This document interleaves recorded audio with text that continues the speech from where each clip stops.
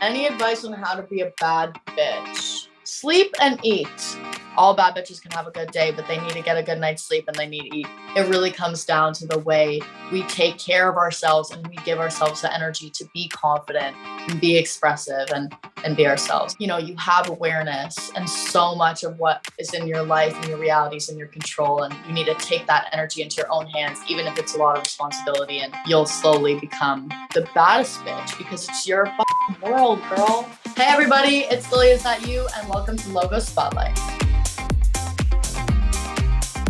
If I'm bringing you way back, I found my love for creating music probably around the age of like 5 or 6. I just kind of fell into making my own songs up like on the spot. I just love singing. As I got older and I was in like maybe like grade 6 or 7, we were doing a poetry unit. And I think that that's when I really fell in love with writing. Poetry definitely really opened me up to like, okay, I've always sang and I've always made up these little songs, but now I know how to write beautiful poetry. So like, let's put it together. I feel very comfortable writing. Like I could go into a session with nothing and feel like something will come to me because it comes a lot from like intuition, like seeing something and then it immediately gives you a feeling. It's like, if I trust my intuition that this has inspired me once here walking down the street, then like what's to say that it's not going to inspire me in like a 10-hour session in the studio. So I would describe my music as a poetic pop world.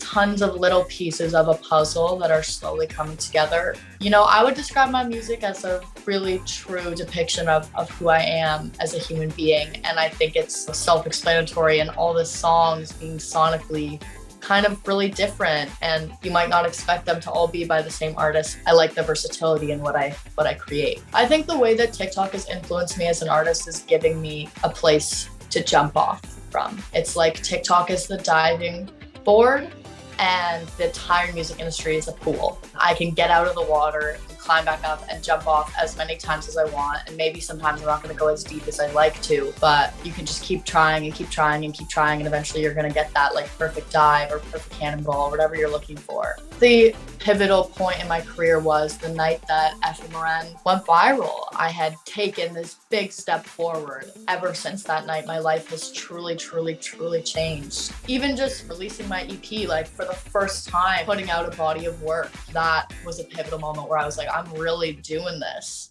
My EP, The Character, is about expression.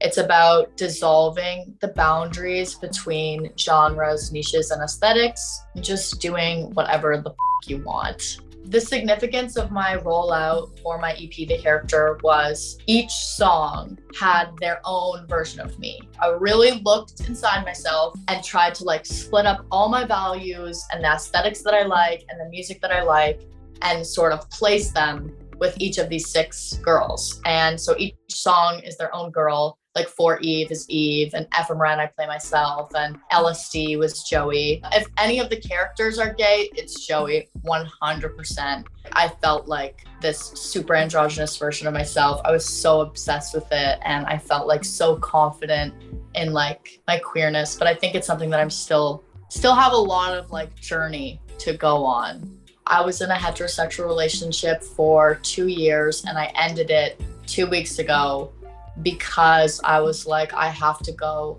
and figure this out. Like I have felt these kind of urges and this desire to like understand my sexuality for a long time. I've always identified with being bisexual, but I haven't really had the opportunity to explore that. There's just something so like divine about women. Like I'm blushing because I'm like, this is all so new for me.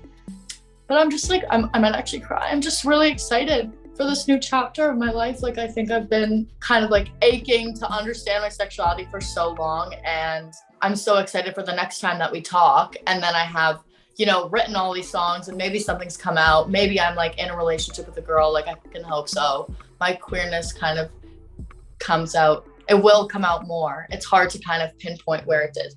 The queerest song on my EP is FMRN. There's this little moment of the song where it's like, fuck your ego. Like you just need to be yourself. And I think like that's kind of where I'm at right now. Is like, this is going to take time, but the only way to really understand anything is if I just like let go and just go into this new version of me with like full force. And I think that that comes with like the boldness of FMRN. I think a lot of like my confidence and the unapologetic nature of who I am, like comes from just like letting go of what other people think and remembering that it's just like, it doesn't really matter at the end of the day. The more that I embrace that life has the meaning that I give it, it takes away a lot of the meaning that other people are trying to put onto me. What to look forward to from me would definitely be some new music in the fall that is maybe a little bit different than everything that you've heard from me so far. I think I'm ready to kind of peel back the pieces a bit and maybe get a bit more vulnerable in terms of like the way that I'm singing, like a little bit more like leaning ballads, but also we'll see. I have, 2 festivals coming up in the fall. We got Austin City Limits in October. I'm super pumped to kind of get out there and start playing more shows. And I feel like once the shows start happening and start appearing on your feeds, then they're not really going to stop. So I'm super, super excited to get out there and like really, really connect with people.